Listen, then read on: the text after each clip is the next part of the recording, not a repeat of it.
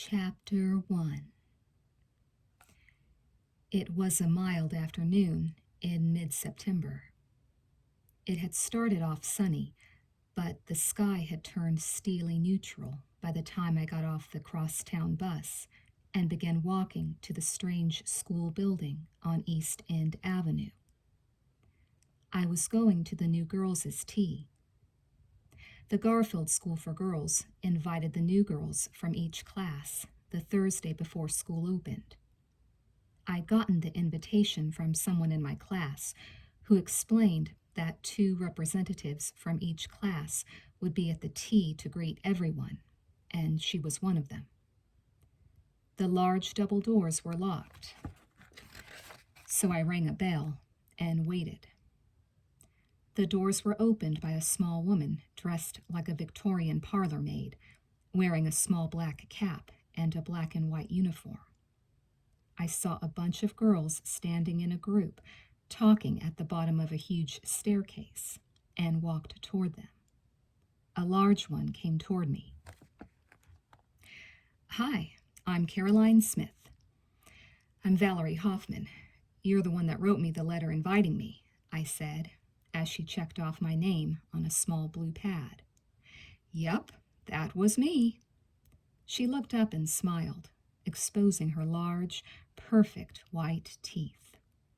She was at least 5'10", and I felt dumpy. At my old school, I'd been one of the tallest girls in my class. I was 5'6", and always liked being 5'6". But now, as I looked around at the other girls, they all seemed taller, tanner, and healthy as horses. "Well, we might as well go up now," said an older girl with long, stringy hair and buck teeth. "Are they all here?" "All except one," said Caroline, looking at her pad. "Chloe Fox." "Chloe Fox?" I said. The older girl glanced at me briefly and said to Caroline, "Well, Mrs. O wanted us up by 3:15. Mrs. O, I thought. That must be Mrs. Olmsted, the head mistress. "Mary will tell her where to go." I assumed Mary was the maid who had let me in, and we all began climbing the 4 endless flights of marble stairs to the upstairs gym. "You can't use the elevator without a note from the nurse," Caroline told me, and began chattering to another girl. There were chairs set up in the gym, and we stood around a table eating cookies and drinking punch for a few minutes before we were told to be seated. One girl, whose hair was obviously bleached, approached me with a cheerleader smile. "Hi, are you a 9? No, I'm a 10, I said apologetically. "Oh," she said abruptly, dropping her smile. She turned and walked toward someone else at the other end of the table. After a while, we all sat down, and adults filed in like a line of generals. All the girls stood up promptly as they entered the gym, and I hurried to get up with them, amazed that they were in such awe of authority. We listened to the president of the student body, the vice president of the student body, the presidents of the varsity team, student council, art club, glee club, French club, drama club, and then finally the headmistress and her assistant. I kept turning around to see if anyone was arriving late. I wanted to see Chloe Fox. Once at my old school, I'd heard there was going to be a new girl named Arabelle Kiss, and I couldn't wait to meet her because I liked the name. As it turned out, I couldn't stand Arabelle Kiss, but you never know. Nobody, however, arrived late. Everyone left at around 5 o'clock. I walked back to the bus stop alone, wondering why they were all so well-mannered and athletic-looking. They almost looked like a different breed. I got off the bus and went straight home. We lived in a pre-war apartment building on Riverside Drive. It was a neighborhood, and I liked it. I'd never gone to school on the east side before, but my friend Lori, who lived in my building, told me that all the girls who went to Garfield lived on 5th or Park and never came to the west side at all. Or if they did, it was by taxi or limousine. She went to school off Madison, so she knew. Dad was in the living room reading music, and my brother Ben was sitting, dazed, in front of the TV in his room. Dad played the cello. When I was little, I never thought playing cello for a living was anything special. But every time I told anyone, they said, "Really?" So I began announcing it with a sort of pride. "So how was it?" he said. "It was nice." "Yeah?" "Yeah. Everybody seemed nice. Oh, they said no one really checks the length of your skirt." We had to wear a uniform, something completely foreign to me, and according to regulations, your skirt had to hit the floor when you knelt down. Mom, who never doubted for a moment that due punishment would be administered to me if we didn't follow the rules to the letter, had hemmed my skirt accordingly. "I guess you didn't meet any of your teachers yet," said Dad, taking off his glasses and putting down his music. "No, but you liked it. The girls seemed nice," he said, just to make sure. "Well, I can't really tell yet. You should see the building. It's huge." I went into my room and changed clothes. "When's Mom coming home?" I yelled. "Probably around 9:30, Dad yelled back. "I thought visiting hours were over at 8, I said, coming back to the living room. My grandmother had been in the hospital for 2 months. They let her stay longer. I sat down in the rocking chair. "So what's wrong with her?" "They don't know yet. They're taking tests," I finished for him. He nodded. "Bullshit. They've been taking tests for 2 months." The phone rang, and he jumped up to answer it. I knew he'd just give me the runaround, so I went to my brother's room. "Hey, Ben." I sat down on the bed. "Hey, boob, ding ding." He turned, surprised. "Oh, Val, you're home." "No kidding," I said sarcastically. "Want to watch TV with me? Is that all you ever do? Why don't you ever read a book?" "Oh, shut up," he said, turning back to watch a commercial. I felt better and leaned back to watch it with him.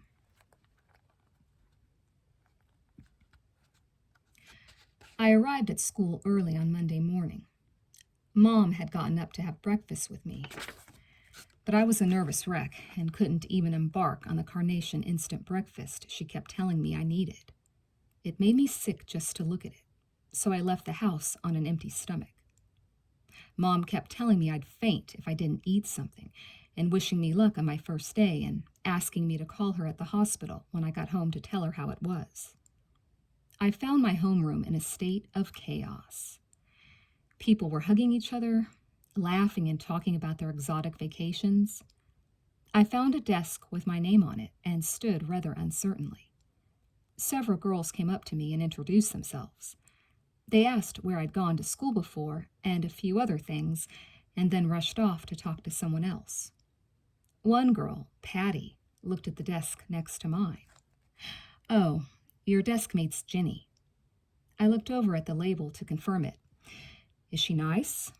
"Yeah, she's nice. Her sister got her hand bitten off by a crocodile on a safari in Africa," she said grimly, securing her thin, mousy hair behind her ears. "You're kidding." "No, but she doesn't want anyone to know. Now she has a fake hand." "Does she go to Garfield?" I said incredulously. "She graduated 2 years ago. Jenny has 7 sisters." "Wow," I said, duly impressed. "Well, see you later." "Yeah, see you," I answered, and she zipped over to the door to say hello to someone who'd just come in. I wanted to find Chloe Fox's desk so I'd be able to spot her, but suddenly one of the seniors was at the door yelling, "Line up for prayers." "Prayers?" I said to nobody in particular. "Prayers?" I thought. "Come on," a tall Greek-looking girl said, brushing past me. I followed her. The entire upper school filed into an enormous auditorium. I looked down at my hiking boots and my green socks, green skirt, and green blouse. Mom was right, I thought. I look like a tree. It was a strange school. I went through my first week going to my classes, being utterly terrified by the gym teacher. I hated gym with a vengeance, and rushing home the second the bell rang at 3:15. I didn't sign up for any clubs. Everyone was nice, but no one really talked to me except Patty, which made me suspicious. I couldn't tell who stood where, who hung around with whom. Patty might be unpopular for some reason no one had made me wise to. Why would she bother with me otherwise? So I just dashed home every day. Mom stayed late at the hospital every night. Half the time we ate what Mom had prepared cold, because Dad was never sure of how the oven actually worked. And a girl at school named Dora was without eyelashes from a recent oven accident, so I didn't try too hard either. On Friday evening, I told Dad I wanted to go to the hospital. It was past 9:30, and Mom was still there. He said, "Val, maybe you shouldn't go. Grandma doesn't look like she used to." "I just saw her last week," I said, a little annoyed. What did he think I was? "She doesn't even look like she did last week." I felt suddenly desperate. "But suppose I never see her again," I said, my voice rising. So I went. My grandfather, Mother, and I were there when she died. Her teeth were out and a mask was over her face. A memory flashed through me of an afternoon when I was visiting Grandpa. He had gone to the bathroom to brush his teeth. I was very young then, and I called him for something, and he came out without his teeth in his mouth. I had screamed, "You're not my Grandpa! He went out in the fire escape! You're not my Grandpa!" I lifted my grandmother's hand and let go. It dropped. Suddenly, I heard crying. Someone shepherded me out of the room. Bright white lights had been flipped on over her bed. Mom and Grandpa came out, and we stared at each other for a moment before we fell apart together in a tangle of arms and faces and lights and what sounded like sobs. It was us. 42 years, he kept crying. The funeral was on Sunday. Death permeated the house. I don't know how they told Ben. I didn't want to know. I was sick of comforting people. Everyone kept telling me how terrific and supportive I was, as if I didn't need any support myself. "You knew, Mom." Yes, I knew. We were sitting in the kitchen. "You knew she was going to die?" "We weren't sure." "You knew." She was going to cry again. "Why didn't you tell me?" "I didn't want you to worry," she replied. Then I began to cry. "Do you think wondering is easier?" The house wasn't comfortable. Coming home was coming home to a house filled with people. People bringing food, bringing solace. Some people I'd never seen before. And they all looked at me and kissed me and told me how much I'd grown and who I looked like, and tears welled in their eyes. I escaped to my room whenever I could and sat like a zombie in my brown chair with the broken spring that I didn't want to have fixed, and did absolutely nothing. Sometimes I shook. I skipped school on Monday. When I went in on Tuesday, I felt odder than I had the first week. I walked silently through the corridors and looked hard at all the girls that didn't see me. Nobody knew me. Nobody really knew I'd been absent. They don't know my grandmother died, I kept thinking. If one of their grandmothers had died, it would matter to everyone. They don't know she won't be coming over with a shopping bag from Cake Masters with danishes and rye bread, and even when I said it would make me fat, she said, "Fat?" as though the very concept was ludicrous. I saw Caroline Smith during recess. She was standing alone eating an oatmeal cookie, so I went up to her and said, "You know what?" in a whisper. "What?" "My grandmother died." "Ah!" she exclaimed, looking horrified. She didn't seem to be able to say anything else, so I pretended I had to go someplace and went upstairs. The hall was empty. I saw my English teacher, Mrs. Corral, coming out of her classroom. She was old and really daffy, but she didn't know it, and had a nose like Cyrano. I liked her and went over. Mrs. Corral? Yes, Valerie? She seemed pleased to see me. I'm sorry I couldn't hand in my paper yesterday. See, my grandmother died, and I had to stay home, you know. She looked genuinely stricken. Oh, Valerie, I'm so sorry. Oh, that's okay. I just wanted to tell you, I'll hand it in tomorrow. Don't worry about it, dear. Don't worry about it. You just give it to me whenever you can. She put her hand on mine. It was an old hand, strong and covered with blue veins and with skin like egg membrane. Oh, I'm terribly sorry, Valerie. Well, I said, because I couldn't say it was okay again, because it wasn't okay at all. I believed she was sorry, and I felt dangerously near tears. I walked quickly toward the gym and downstairs to the locker room. It was deserted. I went into the bathroom and stood by the sink. Suddenly, the door opened, and another girl came in. She was skinny, and her green skirt was droopy around the rear. She was wearing a black sweater, which was against the rules, and had long, wild, dark hair and blue eyes like mine. She examined me quizzically. "Hi," she finally said. "Hi. Hey, you're in my gym class," I said, blinking quickly and trying to compose myself. "Yeah, that's right," she said, smiling. "Aren't you a new girl?" "Uh-huh." "Me too. I'm Val Hoffman." "I'm Chloe Fox." "You're Chloe Fox?" I said a little too loudly. "I wanted to meet you. I like your name." "I hate it, but I was almost a Phoebe," she told me. "I know a cat named Phoebe," I said thoughtfully. "I like Chloe better." "So do I," she agreed. "Are you in Maurice's French class?" "Yeah," I grinned. "It's the Dodo group. I'm terrible in French." "So am I. They're moving me down." "You'll like her. She's a sweet old lady." "Hey, you're in my art class, too." "She's such an idiot." Chloe grimaced in agreement. "I'm going to be a painter," she said. I lit up instantly. "You are? So am I." The bell rang for the end of recess. "What do you have now?" "English. I hate it." "I love English. I've got math." We left and walked upstairs silently. "Where do you live?" I asked. "Riverdale." "Riverdale? You come here every day from Riverdale?" She laughed. "See you later." "Okay," I said, continuing up the stairs. I even skipped a few. Chapter 2. The rest of that week was pretty depressing.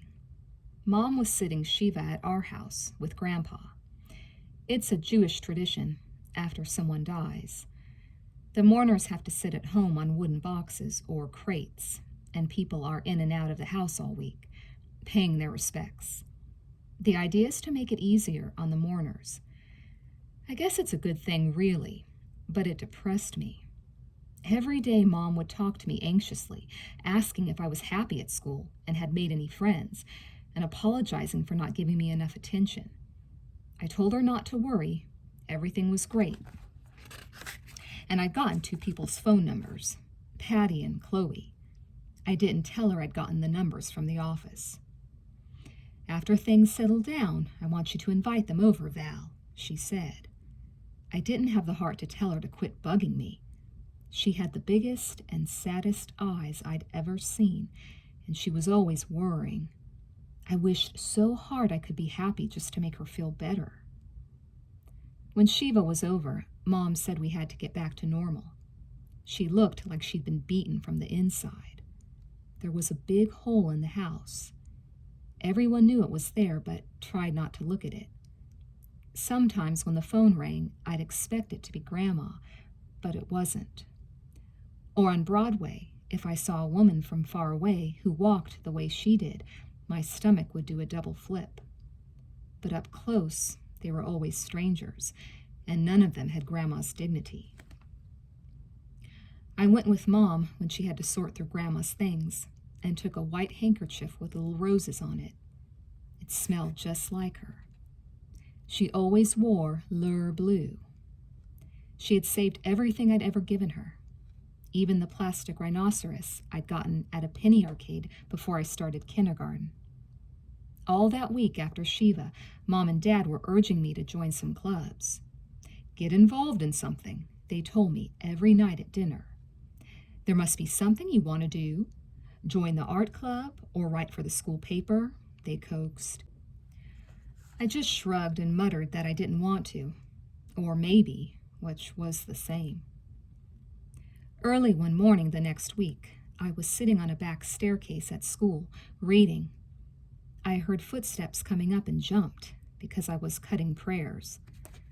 Chloe's face appeared just above the banister my foot was resting on, in between the bars. She looked up at me, relieved. We'd better not get caught, I said. I know. At my old school, the nuns would send a note home to your parents if you did this. Nuns? Yeah, I went to a Catholic school. I hated the nuns. They were tyrants. Once, when I was in 3rd grade, you were there that long? She nodded. Why? My mother. So what happened? Well, I had to go to the bathroom really badly, and Sister Lucille wouldn't let me go. I kept raising my hand, but she didn't pay any attention, so I wet my pants in the middle of a Hail Mary. I laughed loudly, and she said, I've never been so embarrassed in all my life. They had to mop it up and call my mother to bring me clean underwear.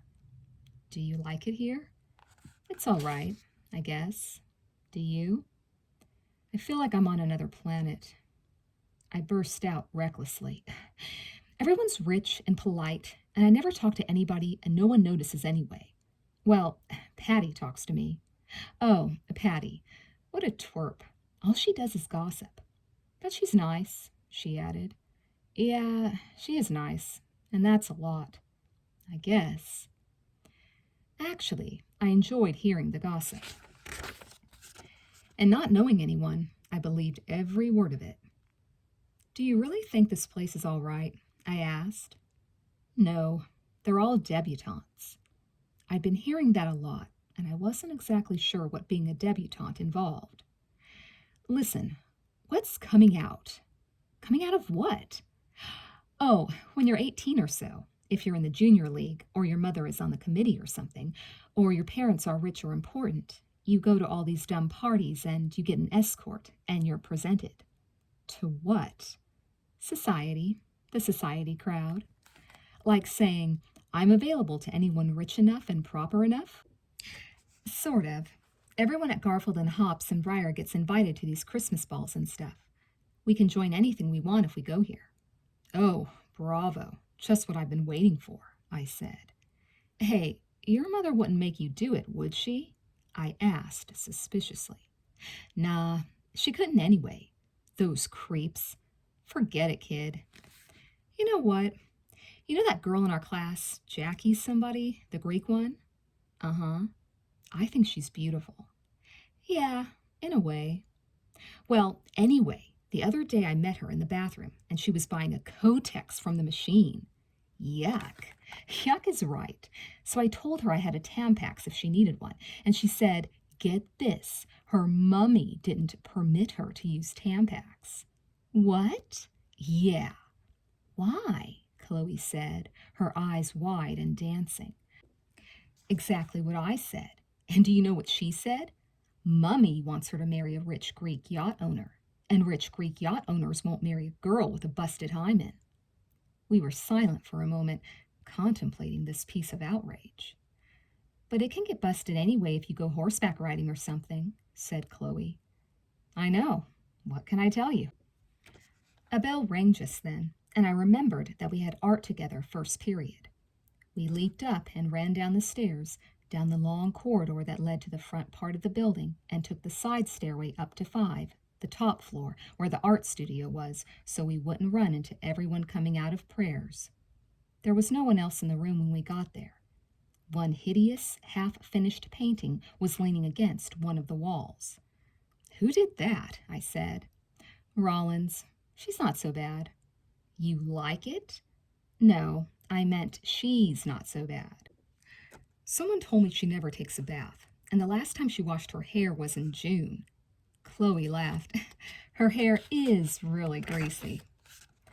"Where'd you get that sweater?" "At a thrift shop." "No kidding." I was impressed. "I went with Rollins last week." I felt betrayed. "She's pretty strange. I could never invite her home. Not that I'd want to. My mother would have a fit if I did anyway." "Why?" Uh, my mother's big on manners and looking, you know, kempt," I offered. Chloe laughed. "Yeah, Rollins looks positively germy. I may look like a wreck, but at least I'm clean." "My mother always liked my friends," I mused. "They're all at different schools now, though," I said, turning to look out the double windows at the brownstone roofs. "I probably won't see them much." A few people began coming in, and we went and got 2 tables together.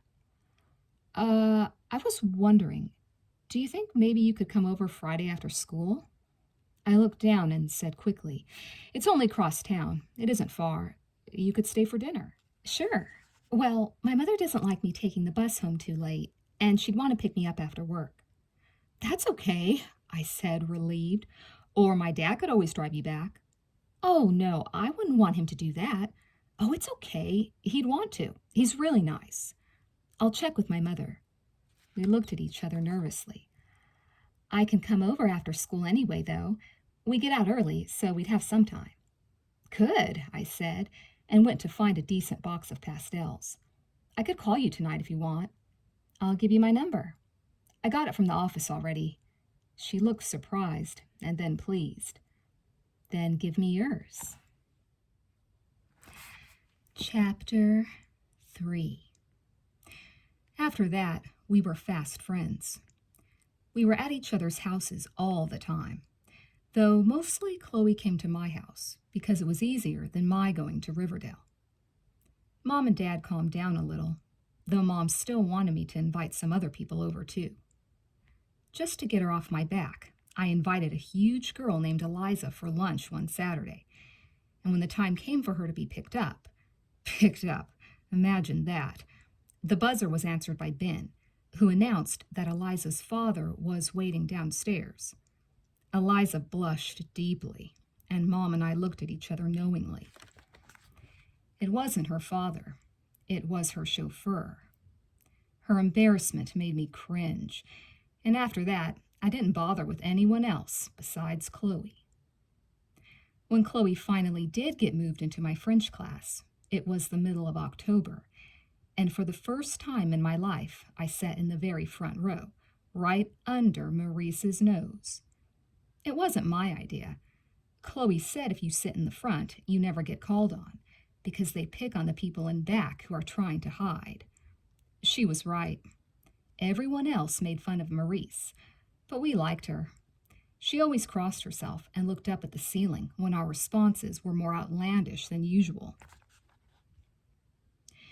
It didn't take us long to learn to sort out the girls at Garfield. There were basically 2 sets. One was composed of girls who never dreamed of doing anything without Mommy's and Daddy's approval, and they didn't approve of very much. These were the girls who went willingly to the Junior League Christmas balls with escorts who were sons of Mummy's and Daddy's friends, often from West Point, and who, like Jackie, didn't use Tampax because they always did what Mummy told them.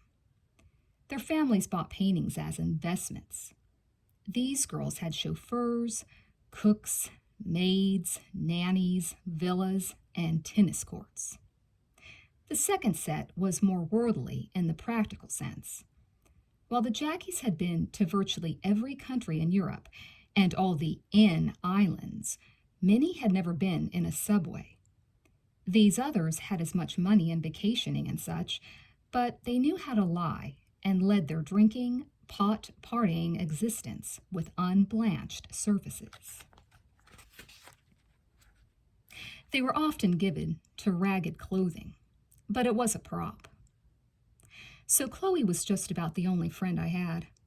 Well, there was Lori, the girl in my building. I'd made friends with her when we were about 8. She had a Nazi father who was over 70, a retired inventor who'd invented several flops that died soon after birth. He hated me for being Jewish and had 3 parakeets. Lori once had a canary that plucked itself to death.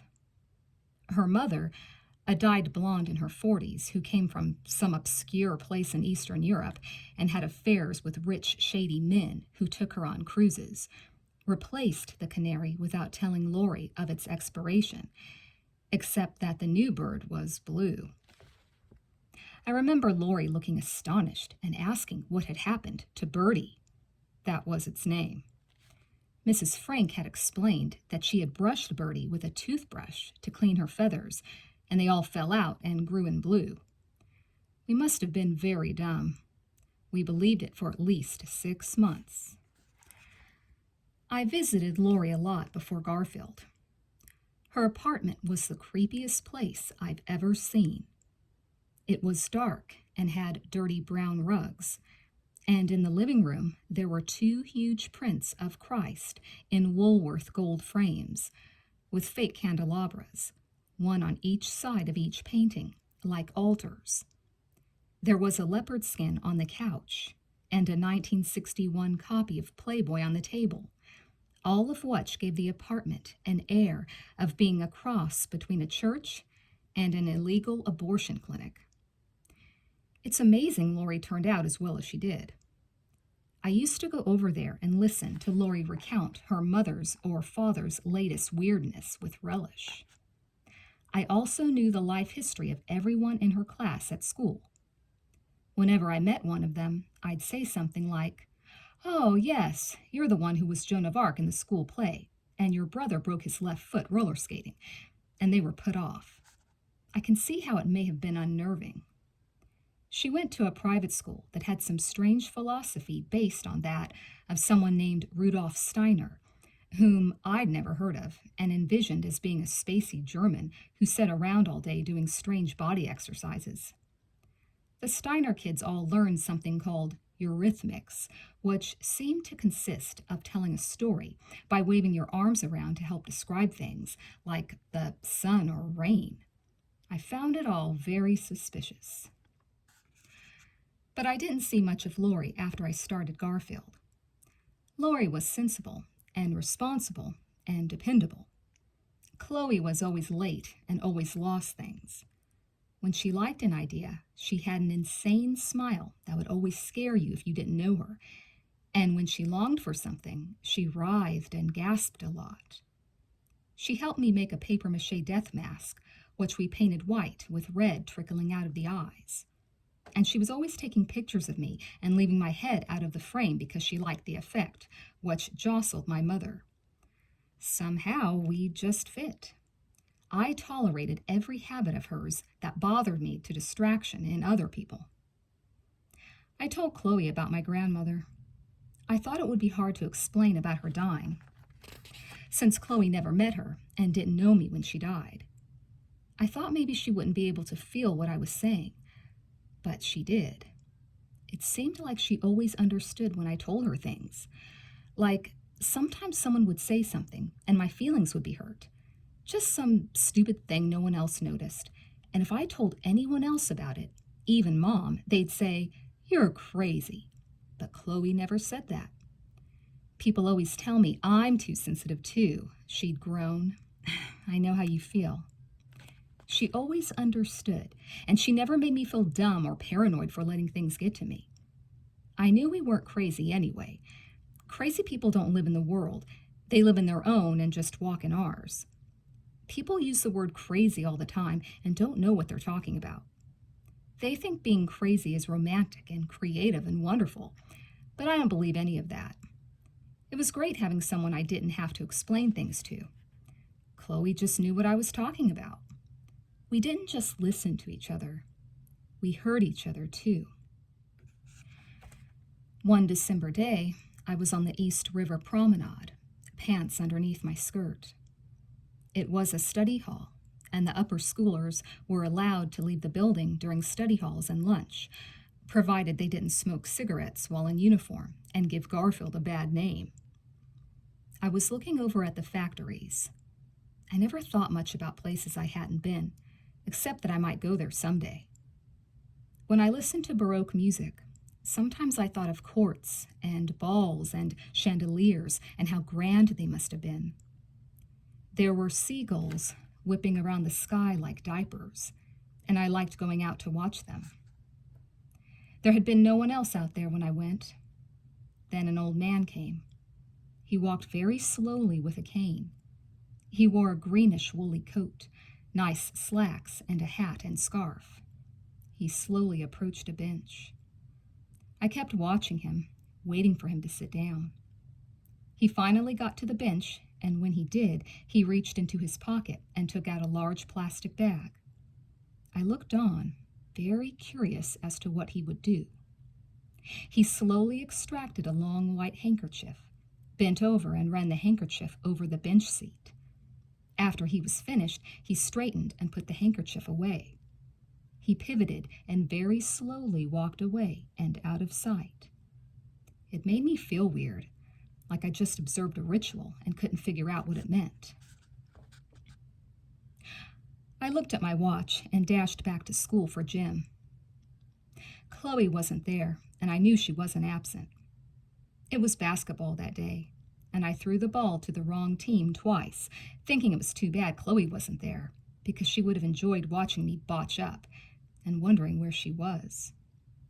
After I got dressed, I was walking down the long corridor which led to the new wing of the building when Chloe came around the corner. She saw me, and her lip began to tremble. "Chloe, hi, I've been looking for you. Where were—" She burst into tears. "What's wrong?" she cried louder. "What happened?" She was hysterical. Come on, I said, dragging her into the bathroom at the end of the hall, pushing her in as I heard steps behind us. "Chloe, will you please tell me what's wrong?" She sat in the sink, crying and laughing. "My goddamn zipper broke. I want to be an angel." "What?" "I want to be an angel," she sobbed. I didn't know what she was talking about, but that was Chloe all over again. I thought perhaps she just meant she wanted to fly away, but I didn't bother asking. The sight of her sitting in the sink in Garfield, with her skirt all twisted around her jeans, wailing that she wanted to be an angel, was enough to make me want to say, "Me too." But I just said, "Oh my God, they've done it to you." She cried louder. "Don't let it get to you," I soothed, wondering what it was. "It's not worth it." "I'm so sick of everything. I'm fed up. I hate these stupid, prissy, wasp teachers. I hate everyone here." She gave a loud hiccup. "Ah, Chloe, I know." She stood up and fell on me and hugged me. Then she sat back down in the sink and hiccuped again. I started laughing. "My Uncle Rudy died of the hiccups," I offered. "He really did. He hiccuped for 3 whole weeks before it got him." She sniffled. "I don't know why I said I'd take pictures for that lousy alumni bulletin. I lost 4 rolls of film, and that asshole, Mrs. Beals, still hasn't given me the shot she wanted in it. And neither has Grimes, and I'm going to miss the deadline, and everyone's on my back, and I had a fight with my mother," she said in one breath. "Oh, Val," she began to cry again. "Why can't I be an angel?" I didn't know what to say. "And I hate this uniform." She tugged savagely at her skirt, and the button popped off. She was wearing jeans underneath like I was, and the skirt fell to her feet. "Oh, God," she wailed. I scrounged in my bag and produced a safety pin. "Chloe, let's cut school tomorrow." "Cut? But what about Lewis?" "Our school nurse called you at home if you weren't in by 9, unless you called first. We leave the house together. You sleep over, and we call in separately And we do whatever the hell we want, I explained, beginning to feel uneasy. Chloe was warming up. I've never... Okay, but not tomorrow. I can't sleep over tonight. Next Tuesday, and we'll do it Wednesday. What'll we do? I mused. I know. You can take me to a thrift shop, for one thing.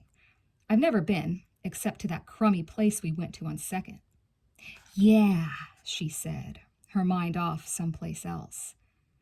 Don't worry, we'll think of stuff. I had a fight with my mother, too, about my room being messy. Usually she just says, "You're a walking typhoon. I can't even look. Keep your door shut. I'm embarrassed to ask Pearl to clean it." Pearl was our housekeeper. Chloe was looking gloomily at the floor, so I continued. But last night she started carrying on, about how I'd get bed bugs, and how can I find my way to the dresser and all. Well, it's my room, right? Chloe nodded. What did you have a fight with your mother about? There was a long pause. Well, my father, sort of. What? I'll tell you later. Later? When later? I'll call you. Oh, Val, she sighed and took me by the arm. Let's get out of here. Chapter 4. So tell me, I said, carrying the phone over to my bed. Is it okay for me to call this late? Chloe whispered. Sure. I'm just painting the door to my room. Wait till you see. It's got a big sun and roses and ivy and peach trees. I'm doing a constellation in silver. Got paint all over the rug. There was a long silence. Chloe? Shh, she hissed. What's wrong? I thought my mother was listening at the door. I sighed. I was used to that. You are really neurotic. Did you know that? Wait a minute. Okay. Well, you know my father hasn't been feeling too well. What's the matter with him? He had yellow fever when he was a kid, and he has a weak heart. The doctor said he's supposed to take it easy, not get excited. So my mother was bitching out at him, as usual. About what? I said, peeling paint from my fingernails. Oh, she was just nagging and bitching and complaining. She's been getting like that a lot lately, and he's so sweet, he just takes it. He's always nice to her. I can't stand it. He deserves better, Uh-huh. It just got me really upset, So I started defending him. He told me not to, but I couldn't help it. So she started bitching at me, telling me I was always on his side, and I was a burden, and I never help around the house, which is a lie, and I'd never get any place in life anyway, and she was wasting all her money on me, and why couldn't I be more like my sister? Then what? I said in disbelief. Then I had hysterics, and I started crying and screaming, You don't love me. You never loved me. I really had a tantrum. They couldn't believe it. Wow, I said, at a loss. But, Chloe, that isn't true. What, that she doesn't love me? Yeah, I know, she said uncertainly. But maybe she's right. Maybe I really am awful. She makes me sound like such a monster, I start thinking maybe I'm crazy. Am I that bad? You're the best, I said angrily. Boy, could I tell her off. Is she always like this? Lately, she's been bitchy all the time. But sometimes she's so nice, you wouldn't believe it's the same person. I feel so bad for my father. I know, but Chloe, he's a grown man, I said confidently. He knows her better than you probably ever will. He can take care of himself, so don't feel guilty about him. But he can't. He won't stand up to her. Well, I said, thinking that's his own affair, but it sounded too cold to say. I wanted to tell her she couldn't protect people from things. It doesn't work, so not to be miserable. It's so horrible when you think your parents are helpless. Instead, I said, I hate it when people throw that money business in your face. People who give you things and then never let you hear the end of it. I mean, if that's how you're going to be, who wants it? I know. I can't believe your mother said that. My parents would never even think it. Val, I've got to get off. Okay. Hey, what about next week? She giggled weakly. How's tomorrow? I brightened. Tomorrow night? Would your mother mind my sleeping over? I groaned. You jerk. She loves you. Besides, you're my one friend. She'll think it's healthy for me. Great. Gotta go. See ya in French. Chloe, there's a test tomorrow. I know. Did you study? Are you kidding? She said. Me neither. I don't care. Well, sleep tight. Okay, Dollface. She called me Dollface a lot. Sometimes we called each other Kid, but Dollface was her favorite. Whenever she said it, I had a flashing image of a white china doll with 1940-ish Joan Crawford lips and dark, curly, synthetic hair. I liked it, and when Chloe said it, I usually gave her my favorite woe-begone look and said, "Who'd buy me?" It was almost a routine. Chloe always answered with, "You're not for sale."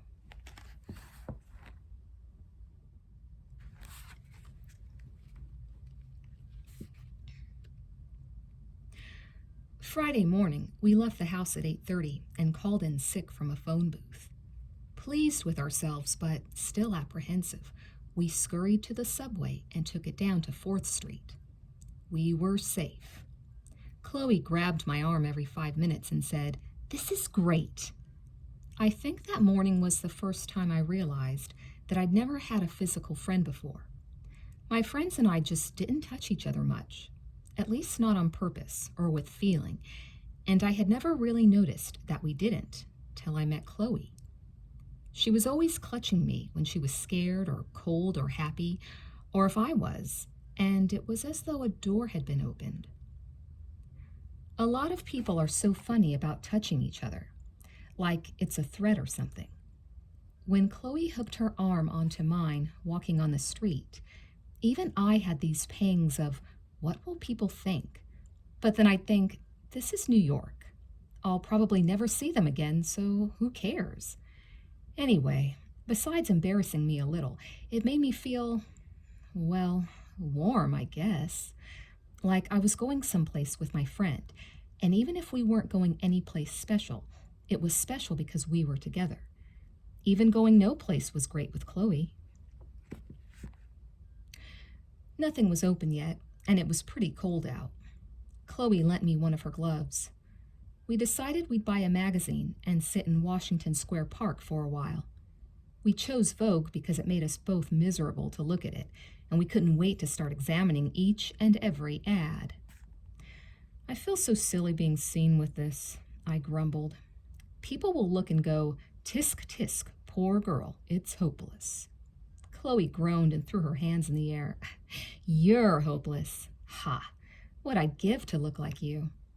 "You are off your nut, Chloe Fox. I've got big boobs and mashed potato cheeks. You'd have to be insane to want to look like me." "Your boobs are perfect. They're not big. And you've got beautiful skin and beautiful eyes and absolutely no hips. And you're 5 feet 6 inches. You're gorgeous," she said. "Your eyes are nicer than mine, and I'd give anything to be flat. And so what if I'm 5'6"? I countered. "I'm 5'4". That's so what? And look at my poor tits. They sink in."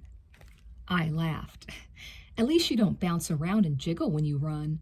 Mine go flying around like super balls, and all the New York bums make nasty cracks." "I'll trade any day," she said. "You look taller than 5'4". "Heels, always." I looked at her shoes.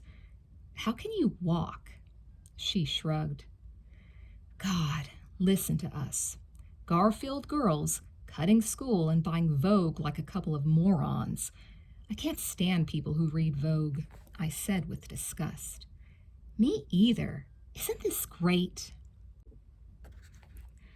We sat huddled together on a bench and looked at every photograph, sighing over our unfortunate anatomical flaws and pelting insults at all the plastic, phony blondes. I made a mental list of my assets, and then, tired of reducing myself to that, turned to Chloe and said, "Well, now, dear, and what's your value on the common market?" She gave me a sour glance and went back to the magazine. Greenwich Village wakes up later than other parts of the city. When we couldn't feel our ears anymore, we began walking. Before we got to the thrift shop on West Broadway she told me about, we'd consumed several packages of gum, and Chloe had a slice of pizza. "My day off," she told me between bites. "I shouldn't eat this. Bad for my skin." I'd never heard of thrift shops till I met Chloe. She taught me the whereabouts and price haggling of wonderful dark places filled with furs, strange velvet dresses, hats, old jackets, tailcoats, and feather boas, and millions of mismatched pajamas. We walked around all day, going into every pokey shop that caught our eye, finding twisted little streets we never knew existed, and eating everything we felt like buying. Chloe liked things I'd never considered before. She adored old pointy-toed spike-heeled shoes if they had a tacky ribbon or rhinestones adorning them, and those pointy glasses women used to wear. She'd pick up what I thought was an outrageous item and gasp, "Oh, I have to have this." I usually succeeded in talking her out of it. She told me she'd regret it. She said in a year they'd be the latest chic, and I'd regret it too. In the afternoon, we went to a movie we'd both seen before, and then we went over to a thrift shop on McDougal Street. After looking and digging into piles of clothing for a long time, and talking to the man who worked there, Chloe finally bought an old dress with a big rose pinned to it. I got a belt and a blue velvet blouse. I think it used to be part of a dress, but somebody cut it and hemmed it. When we left, clutching our big brown bags, it was beginning to get dark. "Look at this, and it's only 4:30, Chloe exclaimed. "It's winter," I reminded her. "I'm freezing." She took me by the arm. "I want to call my mother and tell her not to worry, okay? Then we can get some mocha." "I don't know if I'll have enough money," she said, digging into her pocket. "I'll pay. Hey, those were my pants, weren't they?" "Mm-hmm. They fit you a lot better." "That's because I have big hips," she acknowledged mournfully. I called home from a booth, and then we went into a small, dark cafe with tables and chairs that didn't match. The furniture was Victorian-looking and too large for the place. Some of the chairs had red velvet upholstery. There was an espresso machine making comforting noises behind the little counter near the entrance. We got the seats we wanted by the window. "I love it here," Chloe sighed, gazing outside and then back at me. "Me too." "Your mother's great," she said out of the blue. "Yeah, I know. She's almost too great. I can't match it," I told her, feeling I'd said something important that she wouldn't hear. "Well, kid, you're damned if you do, and you're damned if you don't." She shrugged. "I wish my mother were more like yours." "Yeah, but you'd feel guilty too. You're as screwy as I am." "Chloe, am I strange?" "What do you mean, are you strange?" "Last Passover, I was at my relative's house, you know? We all get together for holidays. When we got home, my mother said they all think I'm strange. So I said, 'They like me, don't they?' So she said, 'Well, they'd do anything for you.' I made a face. So I said, 'That's 'cause I'm your daughter.' The man came over to take our order. We both ordered mocha, coffee, and hot cocoa with whipped cream. So anyway, she said, 'Of course, people love their relatives,' which is ridiculous because I hate half of them. Except my mom went through the war, so I guess that changes things. So I said, 'Well, I don't. I can't stand blah, blah, blah, you know?' Are you bored? With you? So she said, I continued, they think you're strange. And I said, why? She said, well, unconventional. Like Joey Moskowitz came up and kissed me. Did you kiss the Moskowitzes? I rolled my eyes. I said, of course I didn't. I see them once a year, and I don't even know them, and I don't know if I'd like them if I did. If I went around kissing everyone, what would kissing mean? You're not strange. Besides which, I don't have any friends, except for you. Well, neither do I, said Chloe. That doesn't make me feel any better. She looked hurt. Oh, I didn't mean it that way. I don't need them. I just meant I can't figure out why. If you ever left, forget it. I consider not having friends at Garfield a compliment, Chloe said pointedly. Maybe. The mocha came. It looked delicious. Val, you know, I saw a shrink for a few months. I was dumbstruck. When? 8th grade. Why? My mother made me go. Why? She shrugged. Oh, I was depressed a lot. These people at school told her I wasn't well adjusted. I spooned some whipped cream thoughtfully. Did it help? No. He was an idiot anyway. He thought he knew all the answers. Wow. This was a new idea to me. I always thought shrinks were supposed to know all the answers. Now I know anyone who is well adjusted at that place needs a shrink, she added. I want to go to a shrink too, sometimes, but then I figure I don't need to. Maybe I just don't want to find out anything awful. Yeah, she said, not really listening. You know, Ben asked my mother if he could go to one. Ben? She squealed. He's in 2nd grade. Yeah, but a few of his friends go. Can you imagine? But Ben says this one kid who used to be impossible is getting a lot better. Ben wants to be either a shrink or a hockey player. Chloe laughed. Why a shrink? He says he wants to hear all those crazy stories. I like your brother. Everybody likes him, I said with disdain. I hate his guts, but I love him. He's a great kid. I knew it all fit together somehow. Chloe smiled, so I knew it was all right. What'd your mother tell him about seeing a shrink? She told him when he was older and could pay for it, and if he still wanted to go, he could, but that she thought he could handle things pretty well right now. It's bad to ship your kids to a shrink the minute they have a hard time.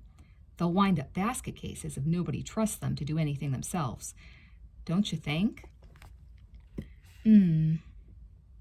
I turned and looked out the window. People scuttled by in herds, all hunched over and worried looking. I sighed, glad that I was inside with Chloe and not in any hurry to leave. You know, I said, it's incredible when you think how many people there are in the world. Like, sometimes I think how every person is a soap opera, you know? Yeah, and you always think your problems are just the worst, when there are millions of people probably thinking your problems are nothing compared to theirs. I guess you've got to think you're important, Chloe. I leaned forward. When I get depressed, I pretend someone's watching me on a hidden TV screen. Yeah, I do that too sometimes. I pretend I'm some mythical, mysterious girl that everyone wonders about, she said, grinning darkly. Exactly. I guess I just like thinking someone's watching when I'm all alone. It makes being depressed glamorous instead of depressing, you know? And I don't mean God, who probably isn't there anyway. Chloe nodded.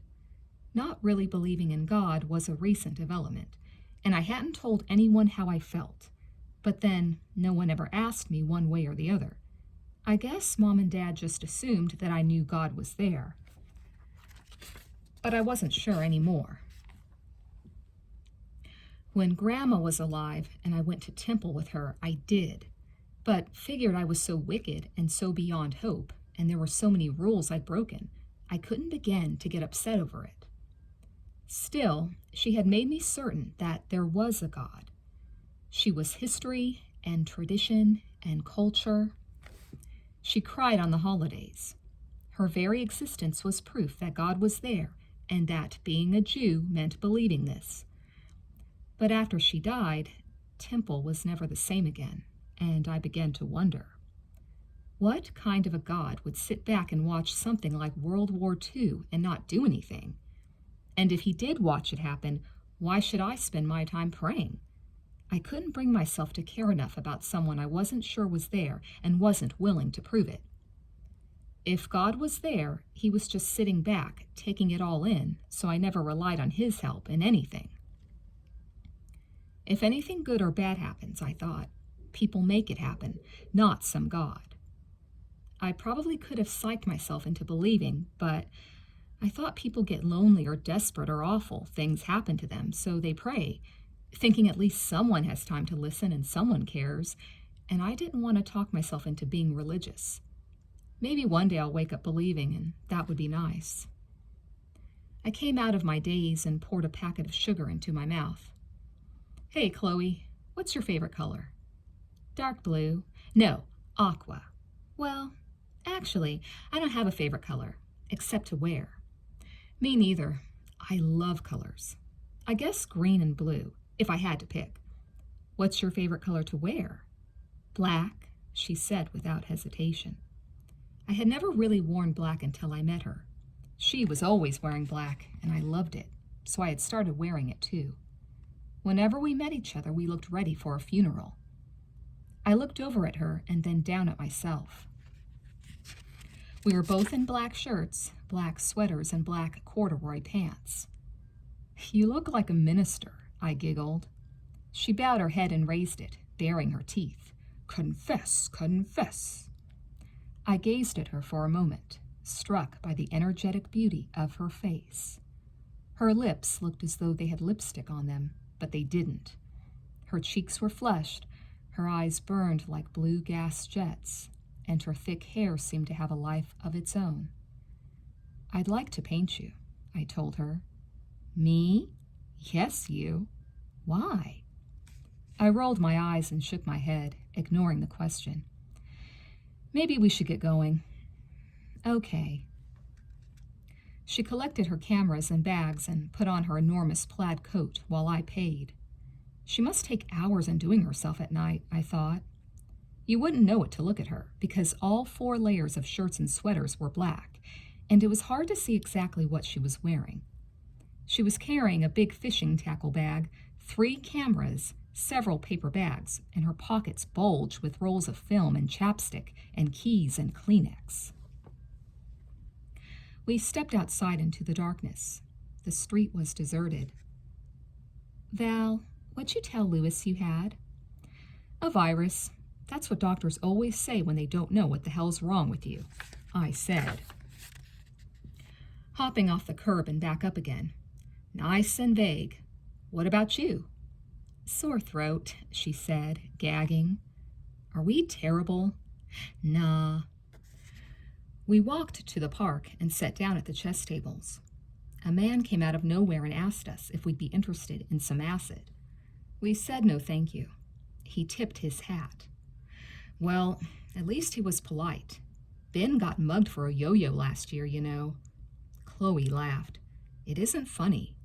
It just sounded so pathetic. She apologized. You know that other new girl, Corey Phillips? Mm-hmm. She takes Quaaludes. I didn't even know what they were. Well, Lucy Jinx gets stoned every day before school, Chloe said. You're kidding. I'm naive. You know that? I thought she was just a complete blockhead, her mouth always hanging open and her eyes half shut and giggling at nothing all the time. How'd you know? Everyone knows it. Val, I don't want to take that stupid bus. Come home with me, I offered. Can't. I knew she couldn't be persuaded. I looked over toward the fountain at the scattered drunks. Let's go. We got up. Chloe, suppose we get raped, I rasped. No problem, Chloe said offhandedly. Nobody will rape us. we'll pretend we're gay," she said, and we elaborately put our arms around each other. "Maybe some creep thinks it's kinky to rape lesbians," I whispered. "We'll take our chances." Chloe, there's this cemetery down near Wall Street I've never been to. It's supposed to be really neat. You want to go with me sometime?" "Ooh, sure. Next Saturday, maybe." Saturday, rats. I'm babysitting for Jason. I'd just begun babysitting regularly for Janet Elgin 2 nights a week, but she needed me that Saturday, so I'd said yes. "Well, another time then." "Sure." We got to 8th Street. "Val, I turn here." "Okay," I said, disengaging myself. "Val, will you always be my friend?" She looked frightened suddenly. I saw it in her eyes. "Always. Absolutely, positively, no doubt about it, forever." "Good," she said softly. "Chloe, you know, Jason's father was acting funny the other night." "How?" "I'm not sure. I'll call you on Monday if anything happens." What?" she asked, wildly curious. "He kept finding excuses to touch me." "Where?" "My hard-to-miss chest," I said, as she took in her breath and gave a long, low hoot. "Pervert! How old is he?" 45. "Jesus, kid." She glanced at her watch. "Wow, it's late. I've got to go." "Be careful." "Me? Ha! You better keep me posted, Dollface. I want to know every gory detail." I waved and stood watching her run down the block till she rounded the corner, wondering if Dr. Elgin really was thinking of trying something. Then I turned and ran to the subway as fast as I could. Chapter 5. I'd only begun babysitting for the Elgins that fall. Janet Elgin was divorced, in her 30s and neat-looking. Jason, a mature 11-year-old who claimed to have been a marijuana smoker since the age of 6, spent Monday and Thursday afternoons and part of the evenings with his father. Janet somehow managed to arrange her social life in such a way that she had dates every Monday and Thursday, so I had a nice, steady job right in the building. Dr. Elgin, who was in the midst of his 3rd marriage with a baby on the way, would bring Jason home around 8:30, and I'd be waiting to take over. The apartment fascinated me. In the living room, there were bamboo screens draped with antique shawls and lace and Kate Greenaway-type hats with feathers, and 2 couches strewn with furs and oriental spreads. On the walls hung pressed flowers, framed which Janet had collected. There were shelves filled with antique toys, and dozens of antique soldiers made of painted lead, and there were tiny pewter geese on the tables. There was a collection of colored glass mushrooms on another shelf near the window, and I thought how nice they must look when the sun was setting. One night Jason took down a small lacquered box from a high shelf and opened it for me, revealing a round glass eye. The kitchen had a large butcher block counter to sit at, and there were lots of spices and herbal teas in the cabinet. Vegetables hung in wire baskets, and there was a wooden salad bowl on top of the refrigerator with a constant supply of pretzels and sour balls. Janet's bedroom was off the kitchen, with lace drapes substituting for a door. She had a huge bed which took up most of the room, 2 tiny tables with open Art Deco boxes overflowing with beads, and 1 small Tiffany lamp. Jason's room was in the back. He had a drafting table with small bottles of model paints lined neatly along the edge, a big electric train set, an aquarium which gave off a dreamy green glow and was filled with exotic-looking fish, a poster of Dracula, and a bed. I really loved going there. I spent a lot of time looking through Janet's sketchbooks, which contained page after page of intricate ink drawings of flowers. But the last 2 times I'd gone, Dr. Elgin had behaved differently. He lingered after Jason had gone to bed, for one thing, and he looked at me differently. I'd had a pretty bad cough, and on Thursday he offered to listen to my chest. I let him thump around my back a little. I felt strange being around him that night. For some reason, he made my heart race. On Monday night, Jason went to bed, and I was just getting up to make sure his lights were out. Dr. Elgin, who was sprawled on the other couch, put out his hand to stop me. I looked down at him. His hand was on my knee. He asked me if I'd bring him some water, and I said of course. Then he ran his hand very slowly up my leg and said in this low, oozy voice, "You have nice legs." I was shocked when I saw where his hand was going and hurried off to the kitchen saying, "Thank you," and blushing. He said he wanted to make a phone call before he left. We sat across from each other as he talked. At first he just stared at me, and I couldn't help staring back. Then he pulled his chair in closer, and our knees bumped suddenly. A squiggle of mysterious joy went racing through me like a hotline. This, I thought, is terrible. Her lecherous ex running up her phone bill and dying to get his hands on me. He started playing with the shawl I was wearing. I always wore one of Janet's shawls when I went there. Then he held my hand tightly and loosened his grip and tightened it over and over as his thumb swerved and drifted and created a whirlpool on my wrist. It was hypnotic. I sat, mesmerized, and then he hung up the phone and looked at me. "You know," he said, "you have nice hands. They're small and cool." "My mother says," I said slowly, "that shaking hands with me is like shaking hands with a dead fish." Plonk. "Congratulations, Val." "Well," he continued, undaunted, "you tell your mother that." "No, don't tell your mother anything, or I won't ever do it again." I smiled as seductively as I could and said, "Don't worry." He stood up and looked at my face. "You know what?" he said, cupping my chin and tilting my head up. "What?" I whispered, wondering what force it was that kept me from pulling away. "You have a beautiful mouth." He placed 3 fingers on my lips and ran them back and forth. We walked over to the door, and he turned and drew me to him, putting his arms around me. I didn't know myself anymore and wondered where I'd gone. I felt like an onlooker watching 2 strangers. I put my arms around him and let him hug me and rub his cheek against mine. It felt like sandpaper. Then he left, and I glided, stupefied, to the telephone to call Chloe. "Well?" she said. "Oh my God, what did he do?" she said breathlessly. "He touched me." "Where?" Let's see.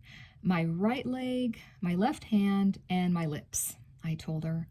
"Chloe, how come when he touched my hand it was so incredible?" "Is he good looking?" she pressed, ignoring my question. "He's the sexiest man I've ever seen, and he doesn't look any 45 either. And you know what he did before he left?" Wait, tell me from the beginning. Tell me exactly what happened," she ordered, and I did. When I finished, she said, "Wow, Val, this guy is sick." "You mean to want me?" I said defensively. "No, you jerk. I mean, think about it. His son in the next room, his 3rd wife, pregnant, and 45 years old." It did sound pretty ghastly. "Yeah, he is, I guess." I thought for a moment and then said anxiously, "Chloe, how come I liked it? How come I let him? I didn't mean to let him, but suddenly there we were. He makes me feel like pudding. Oh, I don't know. Tell me," I pleaded. She just sighed. "When are you going next?" "Thursday." "Oh boy," she giggled. "You're some comfort. Listen, Val, don't let him sweep you off your feet, Chloe said. Then she said cautiously, You don't want him to, do you? No, I said slowly. I feel creepy about the whole thing. This isn't very wholesome, is it? I laughed weakly. Do you think he's damaged my frail soul forever? No, but watch it. I've got to go, kid. Okay. Christ, I said to myself. Oh, Dollface, I told you you're irresistible, she chided. Oh, sure. Kiss me, darling, before we part. I swooned. I heard a noisy kiss, and then the receiver rattling. Thursday night, Dr. Elgin stayed to make phone calls again. I hadn't been listening to what he was saying, but I caught the last snatch of it. He was telling someone he'd bring her over some pills and said, If you take these and smoke, you'll get high as a kite. I stared at him hard, but he didn't seem to notice. I walked him to the door, and he stopped and turned to kiss me. I let him kiss me once. Afterward, I remembered his remark in the phone and said jokingly, I didn't know you made house calls. His expression became a slight smirk. Well, you don't think you're the only one, do you? I looked away quickly, not knowing what to say. I wanted to yell, I'm not one at all, and then it dawned on me that I was angry. I looked back at him and thought, You royal creep, I can't stand you. Out loud, I just said goodbye. I barely sat down on the couch when I heard keys grating in the lock. Janet came in. I had a dumb expression on my face. I could feel it. She gave me a strange look, and it occurred to me they must have passed each other. She leaned down and picked up the shawl, which must have dropped from my shoulders while we kissed. First, she asked me if I was taking drugs. I laughed and said, Of course not. That's how out of it I look? I wondered.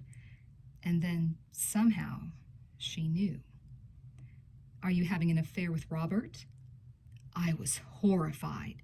No! Her eyes narrowed. I've never had an affair with anyone, I said, thinking, an affair is when you sleep with someone. Therefore, this is not an affair. He's after you, isn't he?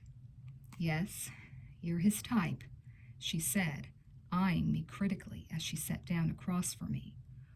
Well, I hesitated. Me? Someone's type? Look, I don't care what you do with him. I really don't. But not here. Jason could get up at any moment. I know, I said apologetically, feeling guilty as hell. Listen, it's not your fault. My God, she said, more to herself than to me. Well, yes, I do believe he would. That's just like him, with his son 15 feet away. Jesus. I don't want Robert coming up here anymore. I felt almost relieved. I'm going to tell him to send Jason up in the elevator alone. Okay, that's fine with me, I said. I'm sorry, Yes, he's very persuasive, she nodded, and very attractive. Yeah, he really is a killer, I said, marveling at our conversation. He'd be very bad for you. Yes, I know, I answered, realizing it as I said it. You got me off the hook. Valerie, you don't need me or anyone to do that for you, she said flatly and patted my arm as I left. See you next week.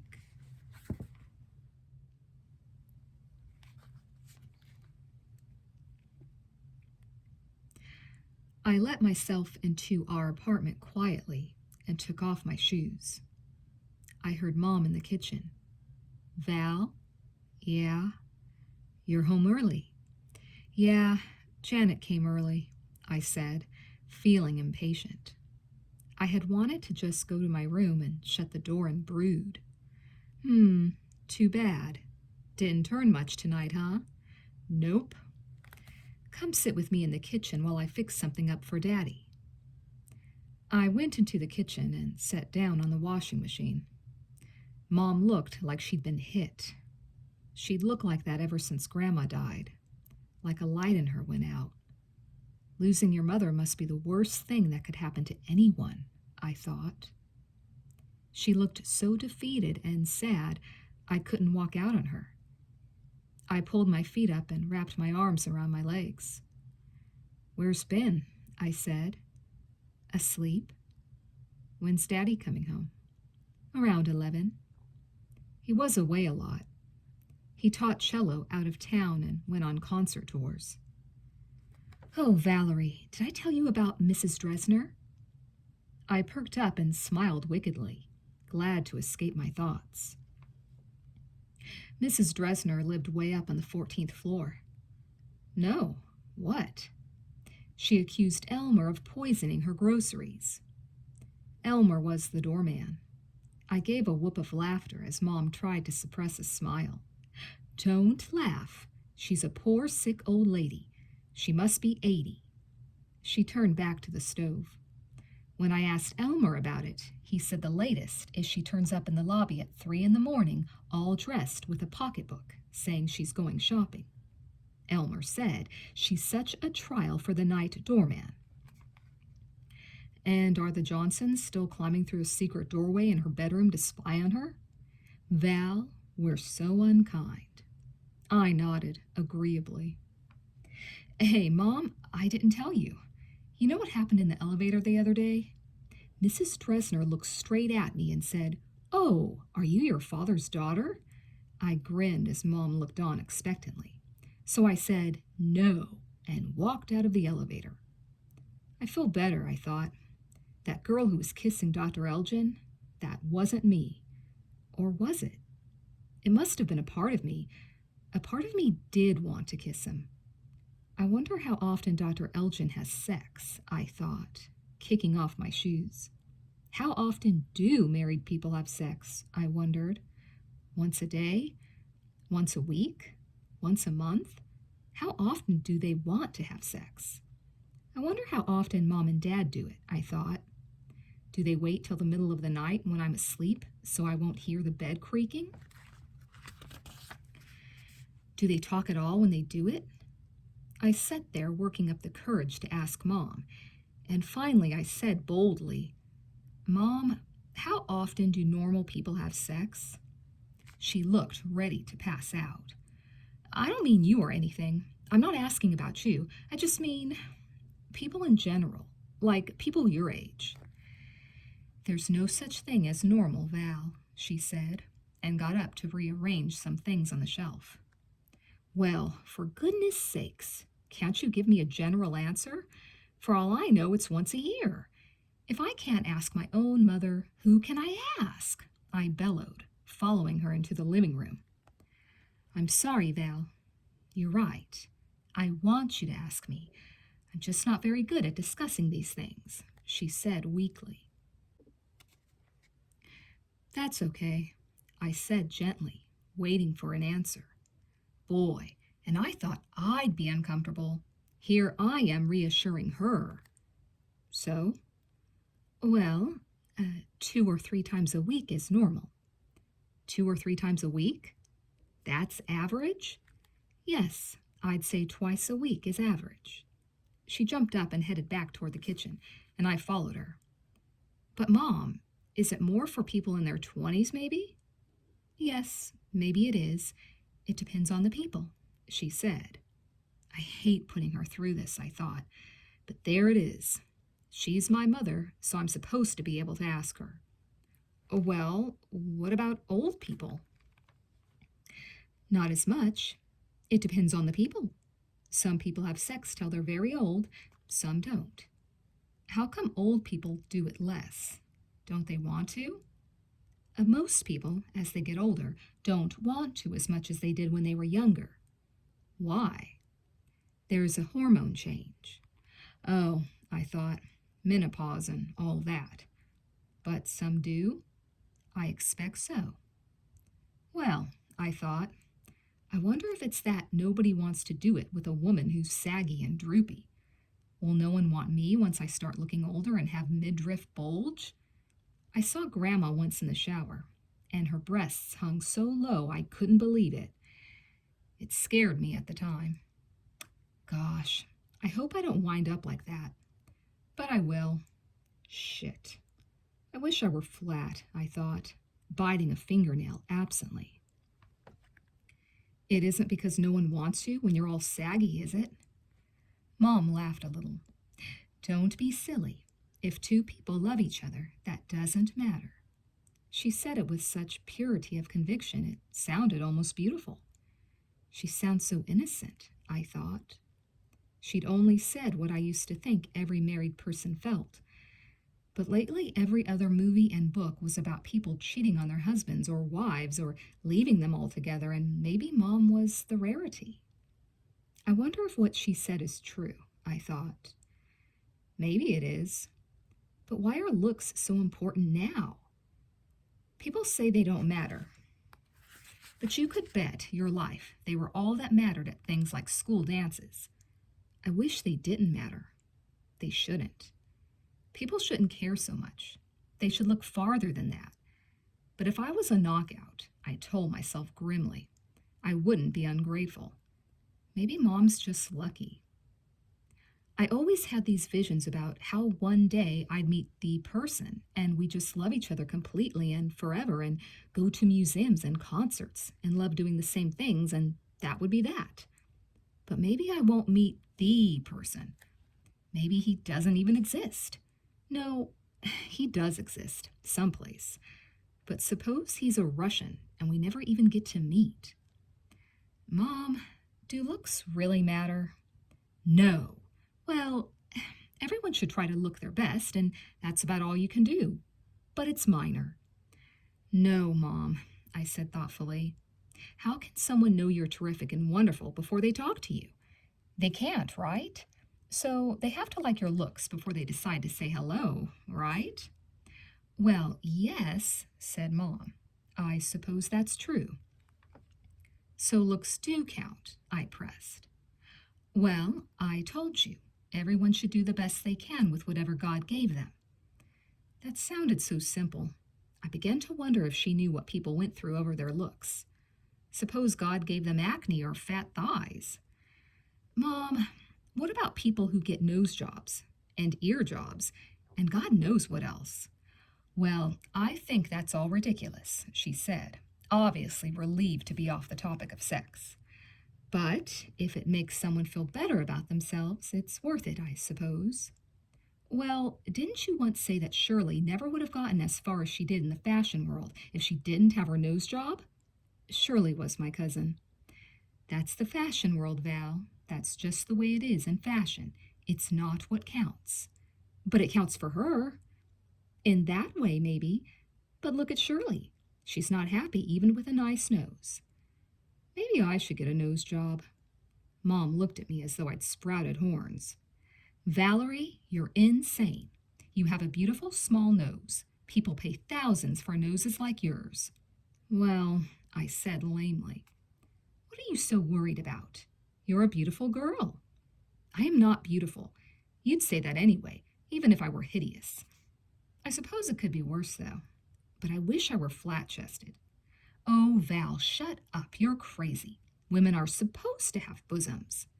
Oh, yeah? Take a look at Vogue. Those women barely have bumps.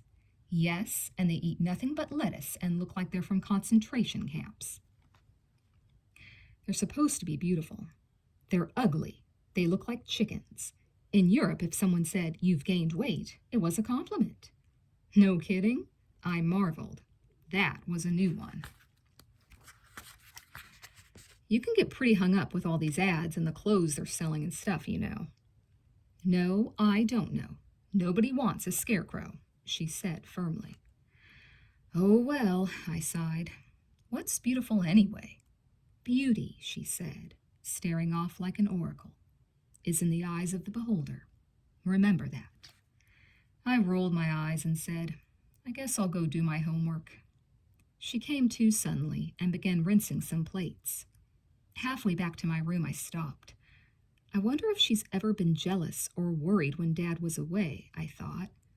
I went back into the kitchen. Mom? What? Were you ever jealous? Of what? I smiled. Never mind. I went back to my room thinking. Nobody would believe me if I told them what a nice marriage my parents have. I'd trust Dad, too. He always said Mom was the most beautiful woman in the world, even in the morning when she looked pasty and her hair was frazzled. They'd either say I was repressed and defensive, or they just wouldn't believe it.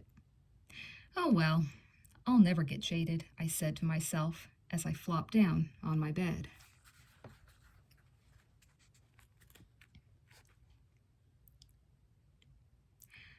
A couple of days later, Chloe and I were sitting in the library in between bookshelves, looking for some history books she needed. The 311s who'd been loitering around the shelves, whispering, gave us a dirty look and slithered away, and Chloe thrust out her middle finger. I can't stand that class, she hissed. Hey, Chloe, those shoes Nelson was wearing, with the stripes, what are they?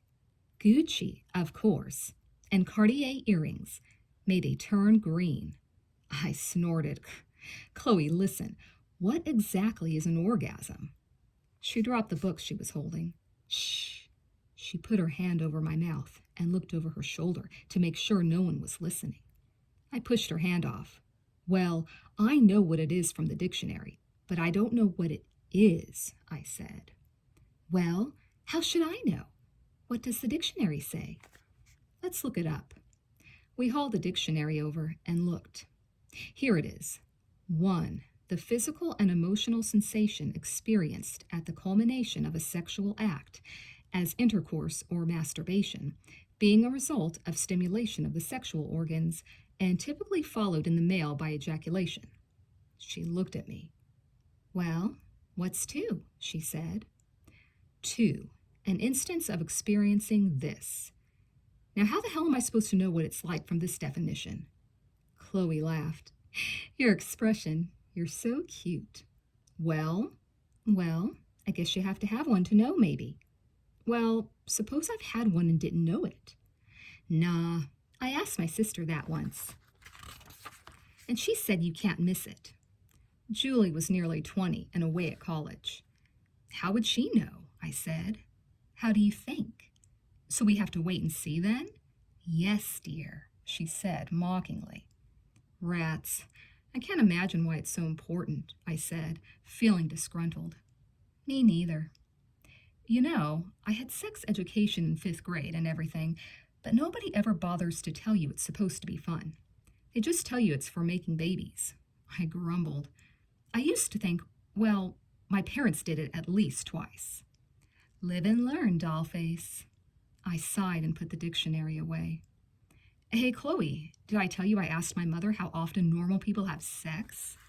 Her mouth dropped open in amazement. You asked your mother that? Yeah, she said 2 or 3 times a week. Wow, you really asked her? Well, I wanted to know. Who else could I ask? You? Chloe gazed at me admiringly. Wow, Dollface, you've got gall. Yeah, I know, I said with a satisfied sigh. But give me credit. At least I didn't ask her what an orgasm was. Oh my God, she said, laughing. Listen, kid, I've got to go downstairs. Hey, Christmas vacation starts next week. Uh-huh. I take it you're not going to the Bahamas. Are you crazy? She exclaimed. Possibly. Everyone else is going there, or some other place. We'll look like albinos. Where are the Bahamas, anyway? She rolled her eyes. I never knew where any place was. I'll show you on a map sometime. Oh, Val, want to go to that cemetery over vacation sometime? And then maybe sleep over at my house? Sure, or you could sleep at my house if you want. I'm always sleeping at your house. Anyway, my mother doesn't want your mother to think she's unhospitable. We made a face at each other and laughed. Our crazy mothers. Well, I love your house. I'd rather sleep over there anyway for a change. I can see your tree. A bell rang again. I've got to go. Call me. Yep. I grabbed my bag. blew a kiss, and bounded out and down the stairs.